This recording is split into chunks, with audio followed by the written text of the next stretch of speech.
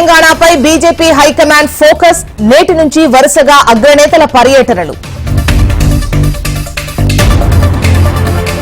తెలంగాణకు మోడీ నయా పైసా ఇవ్వలేదు, దేవుళ్ల పేరుపై ఓట్లడుగుతున్నారన్న సీఎం రేవంత్. రేవంత్ రెడ్డికి తెలంగాణ చరిత్ర తెలియదన్న కేసీఆర్, అడ్డగోలు హామీలు చూసి ఓటు వెయ్యొద్దన్న గులాబీ బాస్.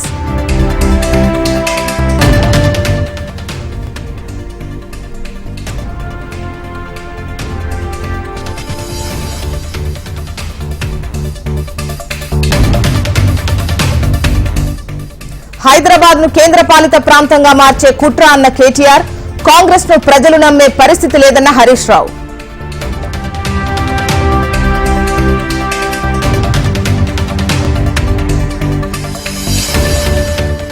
బీజేపీపై కాంగ్రెస్ అసత్య ప్రచారాలు చేస్తోందన్న కిషన్ రెడ్డి, 10 ఏళ్లు మోడీ పారదర్శకంగా పాలన చేశారన్న బీజేపీ చీఫ్. ఇవాళ కర్ణాటకకు తెలంగాణ సీఎం ఖర్గే, ప్రియాంకతో కలిసి రేవంత్ ఎన్నికల ప్రచారం. ఏపీలో సీఎం జగన్ విస్తృత ప్రచారం, చంద్రబాబుది అబద్దాల ఫ్యాక్టరీ అన్న జగన్. వైసీపీ మేనిఫెస్టోపై వైఎస్ షర్మిల విమర్శలు, హామీలను నిలబెట్టుకోలేదన్న ఏపీ పీసీసీ చీఫ్.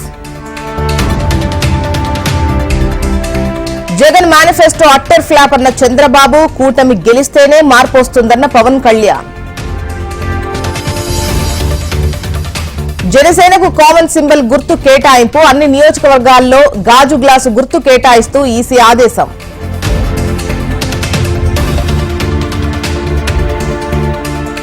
విశాఖ పోర్టుకు తొలిసారి ఇంటర్నేషనల్ క్రూయిజ్, సాంప్రదాయ పద్ధతిలో స్వాగతం పలికిన అధికారులు. ఎన్నికలను చూసి కాంగ్రెస్ భయపడుతోందన్న మోడీ, తన వైఫల్యాలను ఈవీఎంలపై నెట్టేస్తుందన్న ప్రధాని. రిజర్వేషన్స్ పై క్లారిటీ ఇచ్చిన అమిత్ షా, బీజేపీ రిజర్వేషన్లు తొలగించదన్న కేంద్ర హోంమంత్రి. ఒడిశాలో కాంగ్రెస్ ఎన్నికల ప్రచారం, బీజేపీ బీజేడీ ప్రజలను మోసం చేస్తున్నాయన్న రాహుల్. రిజర్వేషన్లకు తాము వ్యతిరేకం కాదు, అసత్య ప్రచారం చేస్తున్నారన్న ఆర్ఎస్ఎస్ చీఫ్ భగవత్. బెంగళూరులో కాంగ్రెస్ నిరసన, కేంద్ర ప్రభుత్వం అన్యాయం చేస్తోందన్న సిద్ధరామయ్య. కాంగ్రెస్ పార్టీకి భారీ ఎదురుదెబ్బ, ఢిల్లీ పీసీసీ చీఫ్ అరవింద్ సింగ్ లవ్లీ రాజీనామా.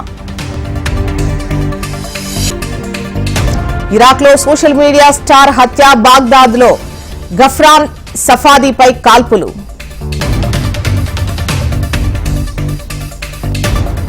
పాకిస్తాన్ ఉప ప్రధానిగా ఇషాక్ డార్ నియామకం, కేబినెట్ డివిజన్ నోటిఫికేషన్ విడుదల. అమెరికా వర్సిటీల్లో పాలస్తీనా అనుకూల ఆందోళనలు, ఇప్పటి వరకు 550 మంది విద్యార్థుల అరెస్ట్. హైదరాబాద్ పై చెన్నై విజయం, 78 పరుగుల తేడాతో గెలిచిన సీఎస్కే.